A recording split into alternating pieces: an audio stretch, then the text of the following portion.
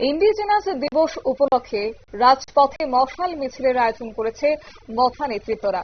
অবশ্য আজ এই মিছিলটি আগরতলার স্বামী বিবেকানন্দ ময়দান থেকে শুরু হয় এবং শহরের বিভিন্ন পথ পরিক্রমা করে এবং একই সঙ্গে আজ তিপ্রা মথার কর্মী সমর্থকরা এই মশাল মিছিলে পায়ে পা মিলিয়েছেন।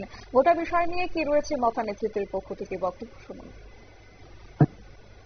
और डिमांड एक ही है, ये हम लोग का ये प्रवासी जो गाँव में रहते हैं उन लोग जो गाँव में हम लोग जो अभी इलेक्शन नहीं हुआ है तो वही इलेक्शन करने के लिए वही इलेक्शन की मांग में रैली किया जा रहा है।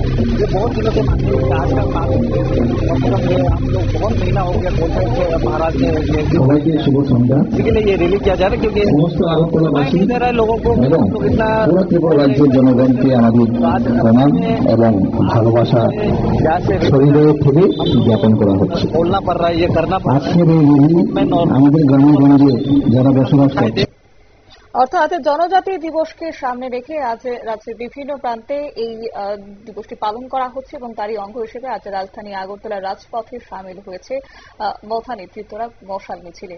নিয়ে নিচ্ছি ছোট্ট একটি বিজ্ঞাপন বিরতির সঙ্গে থাকুন।